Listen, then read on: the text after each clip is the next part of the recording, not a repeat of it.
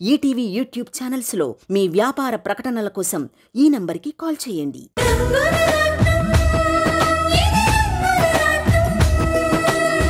ఇది వంశీని అంతలా ప్రేమించింది కదే. తొక్కలో ప్రేమ. ఐ లవ్ యూ అని చెప్పి అబ్బాయిలను మన వెంట తిప్పుకునేందుకు తప్ప ఇంకెందుకు పనికొస్తుంది?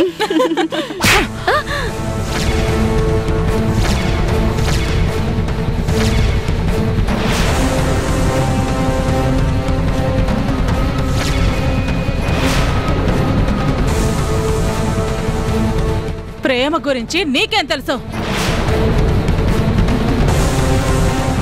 మనసారా ప్రేమించిన వాళ్ళకి తెలుస్తుంది ప్రేమంటే ఏంటో, దాని గొప్పతనమేంటో. నీలా టైంపాస్ కోసం ఐ లవ్ యూ చెప్పేవాళ్ళు ఇలాగే ఆలోచిస్తారు. కానీ సమంత అది టైంపాస్ లవ్ కాదు, లైఫ్ టైం కలిసి ఉండాలనుకునే లవ్. అందుకే మీరు తీసుకున్నంత తేలిగ్గా తను తీసుకోలేకపోతోంది. బట్టలు మార్చినట్టు మీరు బాయ్ ఫ్రెండ్స్ ని మార్చినా తను మాత్రం వంశీ కోసమే కట్టుబడి ఉంది. పట్టుబట్టి వంశీనే కట్టుకుంది. తన ప్రేమని చులకన చేసినా, ఆ పెళ్లిని హీనంగా చూసినా చంపేస్తాను. మమ్మల్ని అంటారేంటండి? వంశీనిది ప్రేమించిందేమో కానీ వంశీ దీనిని ఎప్పుడూ ప్రేమించలేదు. ఆ సంగతి దానికే తెలుసు. అందుకే చెప్తున్నాను వేరే పెళ్లి చేసుకోమని. నర్మయ్, ఎత్తులు వేసి కుతంత్రాలు చేసినా కోరుకున్న వాణ్ణి పెళ్లి చేసుకుంది. వంశీనే ఊపిరిగా భావించింది. తెలివిగా అనుకున్నది సాధించాలి. వంశీ ఇప్పుడు సమంతని పరీక్షిస్తున్నాడు. తాను దూరమైతే మర్చిపోతుందేమోనని ఆలోచిస్తున్నాడు. కాని తను ఎంత దూరంలో ఉన్నా తన మనసులో ఉన్న వంశీని సమంత మర్చిపోదు. ఆ విషయం తెలిసిన రోజు తన కోసం వస్తాడు. ఆ నమ్మకం నాకుంది. స్నేహితులుగా వచ్చిన వాళ్ళు మంచి సలహాలివ్వండి, అంతేకాని ఇలాంటి పిచ్చి పిచ్చి సలహాలు ఇవ్వాలనుకుంటే ఇంకోసారి కాంపౌండ్లో కూడా అడుగు పెట్టనివ్వను. పోండి బయటికి. మాకేం గతిలేక రాలేదండి. ఇది బాధపడుతుంటే చూడలేక చెప్పాను. మీరు చెప్పింది వింటుంటే అది బాధపడాలని కోరుకున్నట్టే ఉంది. స్నేహితులం కాబట్టే ఇది బాగుండాలని చెప్పాం. మీ మాట వింటుందో మా మాట వింటుందో దానిష్టం. పదవే.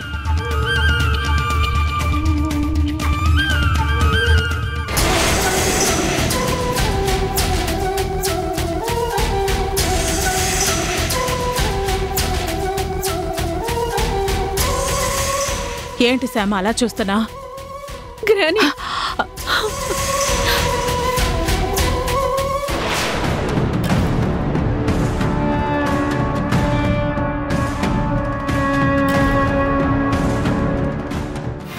నా ప్రేమని, నన్ను ఎంతగానో ప్రేమించే తాతి కూడా నీ అంత గొప్పగా అర్థం చేసుకోలేదు.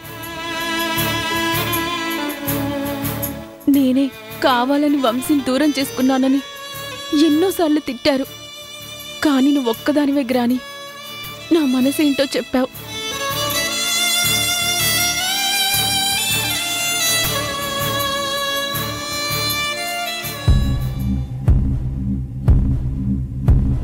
పిచ్చి సమంత, వాళ్ళు నిన్ను అమితంగా ప్రేమించేవాళ్ళు కాబట్టి నీ మంచి కోసం తిడుతున్నారు. అది నీకు అర్థం కాక వాళ్ళ మీద కోపాన్ని పెంచుకున్నావు.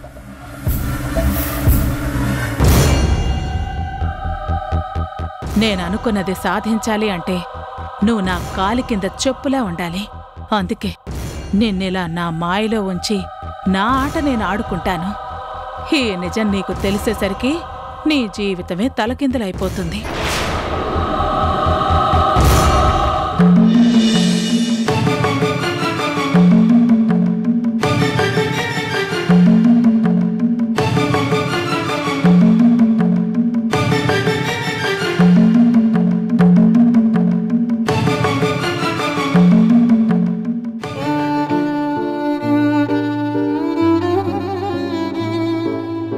అన్నయ్య, ఈ ఫైల్లో మీరు సంతకం పెడితే ఆఫీస్కి వెళ్ళేటప్పుడు తీసుకెళ్తాను.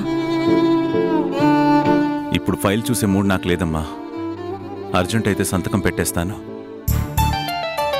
టైం ఉందంటే దాని తర్వాత చదువుతానులే. అక్కడ పెట్టే. ఏంటన్నయ్యా అంతలా బాధపడుతున్నారు? దేని గురించైనా ఆలోచిస్తున్నారా? ఇంకేముంటుందమ్మా, జీవితంలో మనం ఏది పొందలేకపోయామో దాని గురించి ఆలోచిస్తున్నాను. అది నేనైనా, నువ్వైనా, ఇంకెవరైనా. అదేంటన్నయ్యా, మీరు కోరుకున్న జీవితం మీ కాళ్ళ దగ్గర ఉంది కదా, మీకు లోటేంటి? లోటు బతుకుతున్న బతుకులో లేదమ్మా, నా ఇంట్లో ఉంది. కంటికి రెప్పలా సమంతను పెంచాను. తను ఏది కావాలంటే అది తన కాళ్ల దగ్గరికి తీసుకొచ్చాను. అలాంటిది తాతయ్య నాకు వంశీ కావాలని అడిగింది. ఏం చేసైనా వంశీని తనకివ్వాలని అప్పుడే నిర్ణయించుకున్నాను. చివరికి వాళ్ళిద్దరికి పెళ్లి కూడా చేయగలిగాను.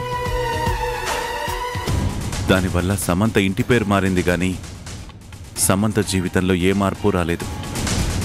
కోరుకున్న వంశీ తననేమో కన్నెత్తి కూడా చూడడం లేదు, తనతో కాపురం చేయడానికి కూడా ఇష్టపడడం లేదు. సమంత జీవితం ఏమైపోతుందో అని నాకు చాలా భయంగా ఉందమ్మా. చేతులారా చేసుకున్న దాన్ని ఎవరూ ఏమీ చేయలేరండి. గుర్రాన్ని చెరువు దాకా తీసుకురావచ్చు, కానీ నీళ్లు మాత్రం తాగించలేం కదండి. ఇంతవరకు మీరు సమంతకిచ్చినవన్నీ ప్రాణం లేని వస్తువులండి. వాటికి ఇష్టమంటూ ఉండదు, అందుకే అవి సమంతతోనే ఉన్నాయి. కానీ వంశీ అలా కాదు కదా. తను ఇష్టపడిన మనిషి ఇంకొకరున్నారు. ఆ ఇష్టాన్ని మర్చిపోయి సమంతతో సర్దుకుపోవాలంటే ఎంత సహనంతో ఉండాలి, ఎంత ప్రేమని కురిపించాలి. అది మీరు కానీ సమంత కానీ చేస్తున్నారా? వాళ్ళని కలిపే బాధ్యత నేను తీసుకుంటున్నానని చెప్పాను కదా. ఎన్నేళ్ళు టైం కావాలి పూర్ణ? ప్రతిదానికి ఒక ముగింపు ఉండాలి కదా. ఎక్స్పైరీ డేట్ పెట్టుకోవడానికి ఇవి మందులు కావండి, జీవితాలు. సరిదిద్దుకోవాలంటే సమయం పడుతుంది. ఎందుకంటే చేసిన పొరపాట్లు చిన్నవి కాదు. అవి వంశీ మర్చిపోవాలంటే ఎంతకాలం పడుతుందో నాకు తెలీదు. అంతేకాని ఎన్నేళ్లు పడుతుందో తెలీదని ఎదురు చూడ్డం సరైన పని కాదు. మనది తరిగిపోతున్న వయసు, సమంతది పెరిగిపోతున్న వయసు. అది గుర్తుపెట్టుకొని మనం చేయవలసిన పని తొందరగా చేయాలి. అందుకే నేను ఇంతలా ఆలోచిస్తున్నాను. మీరు సమంత సమస్యకి పరిష్కారం వెతకడం లేదండి, మరిన్ని సమస్యలు సృష్టిస్తున్నారు. దానివల్ల వాళ్ళు ఇద్దరూ ఒకటెలా అవుతారు? ముందు అది తెలుసుకోండి.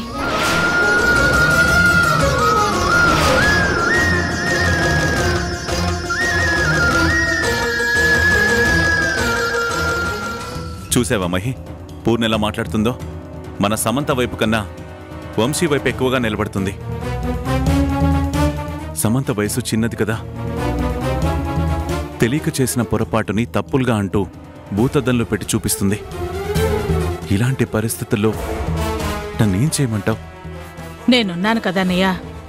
నా మనవరాలు బాధపడుతూ ఉంటే నేను చూస్తూ ఎలా ఊరుకుంటాను? తన జీవితాన్ని ఎలా సెటిల్ చేయాలో నాకు బాగా తెలుసు. వదినికి కోపం రాకుండా మీరు ప్రశాంతంగా ఉండండి. కాగల కార్యం గంధర్వులు తీర్చినట్టుగా కథ నేను నడిపిస్తానన్నయ్యా.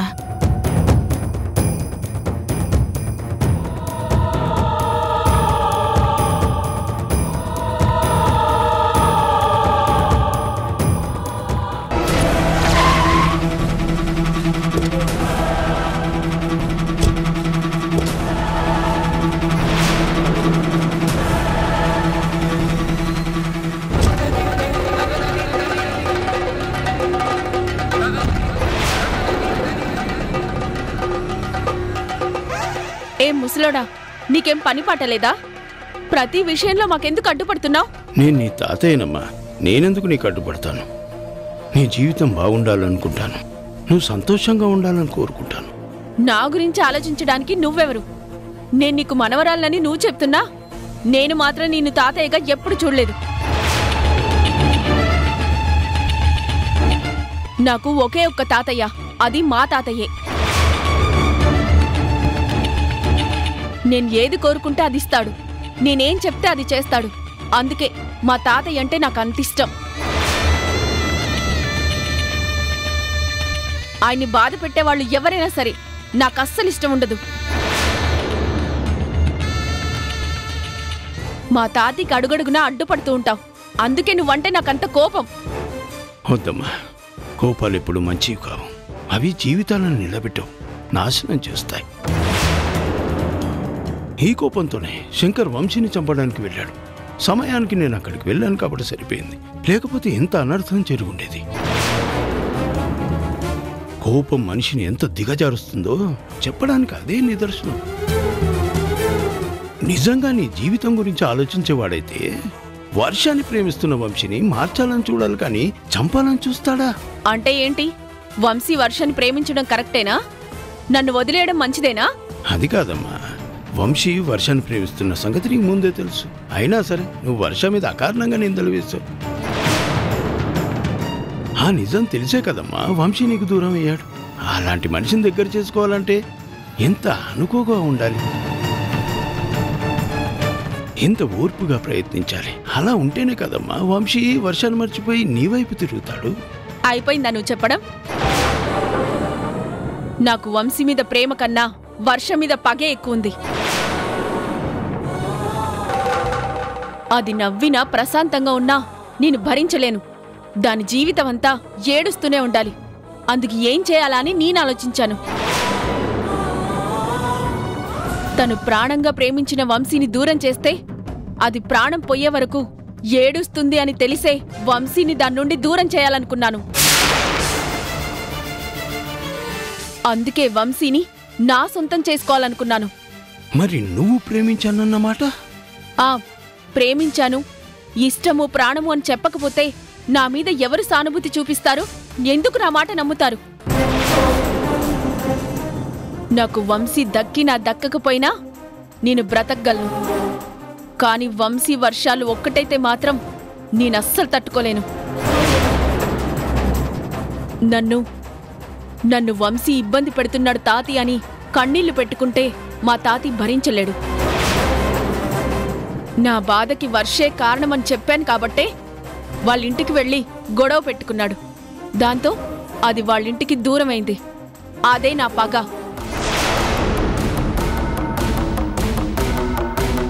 తప్పమ్మా, చాలా తప్పు. పగలు ప్రతీకారాలంటూ జీవితాలతో ఆడుకోకూడదు. మనసులు విరిచేసి మన అనుకునే వాళ్ళని దూరం చేసుకోకూడదు. మన అనుకోవడానికి వర్ష ఏమైనా నా రక్తం పంచుకొని పుట్టిన చెల్లెలా? నా చెల్లెలు పేరు పెట్టుకున్న మనిషి అంతే. ఆ పేరుందని రోడ్డు మీద ఉండాల్సిన దాన్ని మా తాత ఇంట్లోకి తెచ్చిపెట్టారు. మా నాని ఏమో నెత్తి మీద పెట్టుకుంది. అదే నాకు నచ్చలేంది. మా దయ మీద చదువుతున్న దాని గురించి వీళ్ళింతలా ఆలోచించడం నాకస్సలు నచ్చలేదు. వర్ష మా కాళ్ల దగ్గర బ్రతకాలనుకున్నాను, కానీ అది నన్ను ఎదిరించింది. దాని జీవితం నాశనం చేయడానికే వంశీనొక పావులా వాడాను. నువ్వు నా కూతురు అమ్మా. నా కూతురులాగే నీది కూడా స్వచ్ఛమైన ప్రేమ అనుకున్నాను. అందుకే వంశీకి నచ్చజెప్పి మీ ఇద్దరిని ఒకటి చేయాలనుకున్నాను. కానీ నీ ప్రేమలో ఇంత స్వార్థం ఉందని తెలుసుకోలేకపోయానమ్మా. ఒక ఆడపిల్ల జీవితం నాశనం చేయడానికి ఇంత నాటకం ఆడతావని నేను ఊహించలేకపోయానమ్మా. శంకర్ పెంపకం సరిగ్గా లేదమ్మా, అందుకే నువ్వు ఇలా తయారయ్యావు. ఇప్పుడు చెప్తున్నాను, గుర్తుపెట్టుకో. వంశీది వర్షది నిజమైన ప్రేమ. నేనెప్పుడు నిజం వైపే ఉంటాను, మంచి వైపే నిలబడతాను.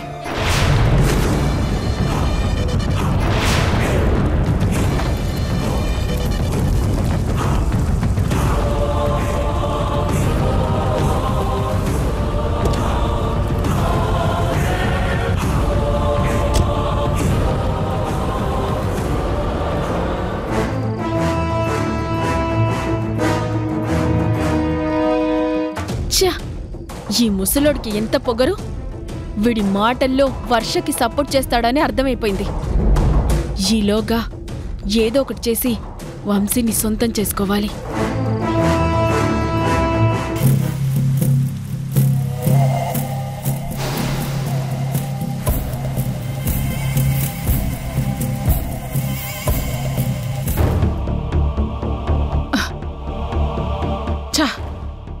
చెప్పిన టైంకి రావాలి కదా. పని లేనంత వరకు పని పని అని ఏడుస్తారు. పనిద్దామని పిలిస్తే ఇలా వెయిట్ చేయిస్తారు.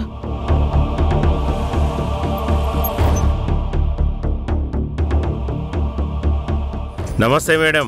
నిన్ను ఎన్ని గంటలకు రమ్మన్నాను, ఎన్ని గంటలకు వచ్చావు? సారీ మేడం, చిన్న సెటిల్మెంట్ చేసుకుని వచ్చేసరికి ఆలస్యమైంది.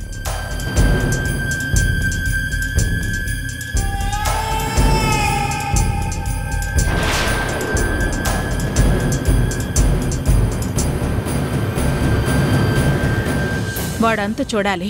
ఓ పరువు హత్య, పర్లేదు చేసేద్దాం. వాడి పేరు వంశీ. చచ్చేలా కొట్టాలి కానీ చావకూడదు.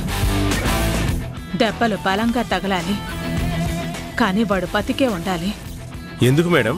ఏ నీకు అవసరమా? Sorry madam. నువ్వు కొట్టాక ఇదంతా చేయించింది సమంత అని వాడికి తెలిసేలా మాట్లాడాలి. అలాగే మేడం, నేను చూసుకుంటాను. వాడు ఎప్పటికీ సమంతని క్షమించినట్టుగా పనిష్మెంట్ ఇవ్వాలి. అలాగే మేడం, ఈ రోజు రేపు ఎక్కడ దొరికితే అక్కడ వాడికి స్పాట్ పెట్టేస్తాను. వస్తాను మేడం. ఆగు.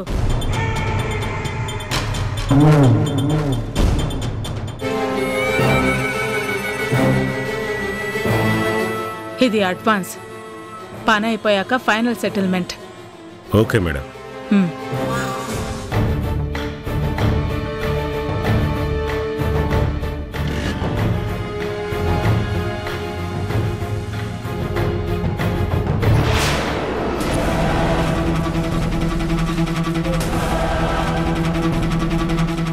సారీ సమంత, నిన్ను వంశీని కలుపుతానని నీకు అబద్ధం చెప్పాను. ఎప్పటికీ మీ ఇద్దరిని కలవనివ్వను. నమస్కారం సార్. రమ్మన్నారట? నా మనసులోని మాటలు చెప్పుకోవడానికి నాకంటూ ఎవరున్నారు చలపతి గారు? మీరు తప్ప. అందరూ కావాలని కోరుకునేవాడిని. అందుకనే మా భగవంతుడు అందరినీ నాకు దూరం చేసి నన్ను ఒంటరిని చేశాడు. కోరుకున్న దక్కకపోవడమే జీవితం అనుకుంటాను చలపతి గారు. అంత మాట అనకండి సార్. ఎవరైనా తన కుటుంబం కోసం స్వార్థంతో బ్రతుకుతారు. తన వాళ్లే బాగుండాలని కోరుకుంటారు. అలాగే మీలోనూ ఒక స్వార్థం ఉంది. అది మీ వరకు కాదు, అందరూ బాగుండాలి అనే స్వార్థం. అందుకే మీరు ఎప్పుడూ ఒంటరి కాదు సార్. మేమంతా మీతో ఉన్నాం. మీరందరూ ఉన్నారన్న ధైర్యమే నన్ను ఇంకా బ్రతికుండేలా చేసింది చలపతి గారు. ఇప్పుడు నేను ముఖ్యమైన నిర్ణయం తీసుకున్నాను. ఏమిటి సార్ అది? వంశీ వర్షాల పెళ్ళి. మీరేనా ఎలా మాట్లాడుతున్నారు? సమంత మీ కూతురు. తను కోరుకున్న వంశీని తను పెళ్లి చేసుకుంది. అందుకే కదా వాళ్ళని కలపాలని ఇన్నాళ్ళు మీరు ప్రయత్నించారు. ఇన్నాళ్ళు నా ప్రయత్నానికి అడుగడుగున అడ్డం పడుతున్నది ఆ సూర్యమే చెల్లెమ్మ. వంశీని సమంతని కలవకుండా వాడే ఆపుతున్నాడు.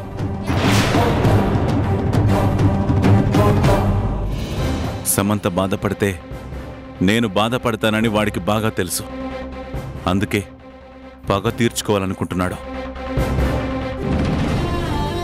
నాకెవరి మీద పగలు ప్రతీకారాలు లేవు చలపతి గారు. మనుషులకు మాత్రమే విలువిస్తాను. మనుషులు బాగుండాలని కోరుకుంటాను. ఆ ఉద్దేశంతోనే వంశీని సమంతకి దగ్గర చేయాలనుకున్నాను. కానీ సమంత ప్రేమలో నిజం కనబడడం లేదు. శంకర్ ప్రవర్తనలో మార్పు రావడం లేదు. వంశీని చంపాలని నిర్ణయం తీసుకున్నాక ఇంకా వాళ్ళు కలుస్తారని శంకర్ ఎలా అనుకున్నాడు? సమయానికి నేను అక్కడికి వెళ్ళాను కాబట్టి సరిపోయింది. లేదంటే జరిగేది నా ఊహలో కూడా అందేది కాదు. అప్పుడే నాకు అర్థమైంది, ఓహ్, వాళ్ళు ఏం చేస్తున్నారో, ఎంతకు దిగజారిపోతున్నారో అని. వాళ్ళు తమ తప్పులను కూడా సమర్థించుకోవాలని చూస్తున్నారు, కానీ నేను ఆ తప్పును సమర్థించను. మీ నిర్ణయాన్ని సూర్యం ఒప్పుకుంటాడా అన్నయ్య? మిమ్మల్ని బాధ పెట్టడమే లక్ష్యంగా పెట్టుకున్న మనిషి కదా. ఏం చేసైనా వంశీని సమంతని కలపాలని మీరు ప్రయత్నిస్తున్నారు. దానికోసం సామదాన భేద దండోపాయాలు అన్నీ ఉపయోగించారు. కానీ మిమ్మల్ని పూర్తిగా చదివిన సూర్యం అడుగడుగునా మీకు అడ్డుపడుతూనే ఉన్నాడు. ఇది తప్పు అని ఎవరైనా అంటే మనసులు కలవని మనువు ఎలా నిలుస్తుంది అని అడ్డంగా వాదిస్తున్నాడు. పెళ్ళైన వాళ్ళని విడదీయడం మంచిది కాదేమో. పెళ్ళి అనేది మనసులు కలిస్తేనే చేయాలి, మనుషుల మధ్య పంతాల కోసం చేయకూడదు. సమంత పెళ్లి విషయంలో అదే జరిగింది. హర్ష మీదున్న కోపంతో సమంత వంశీని పెళ్లి చేసుకుంది. అది కుట్రలతో జరిగిన పెళ్లి కానీ మనస్ఫూర్తిగా జరిగిన పెళ్లి కాదు. అందుకే బంధాల కన్నా ప్రేమకు విలువ ఇవ్వాలనుకుంటున్నాను. వంశీ వర్షాలను కలపాలని సంకల్పించుకున్నాను. అందుకే నా రక్తబంధాన్ని కాదనుకొని ప్రేమబంధం వైపు నిలబడాలని నిర్ణయించుకున్నాను. వర్షతో ప్రేమ బంధాన్ని తెంచి నా మనవరాలికి వంశీతో పెళ్లి బంధాన్ని కలిపాను. ఇప్పుడు ఆ బంధం ఎవరు తెంపాలనుకున్నా నేను చూస్తూ ఊరుకోను. ఎంత దూరమైనా వెళ్ళి ఎదిరించైనా సరే వంశీ సమంతలని కలిపి తీరుతాను.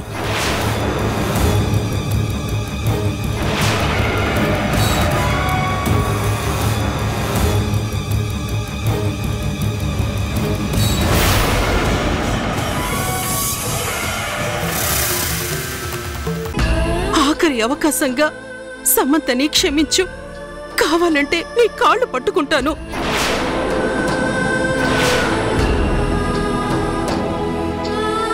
సమంతని క్షమించి కలవడం కన్నా చచ్చిపోవడం నాకు చాలా ఆనందంగా ఉంటుంది.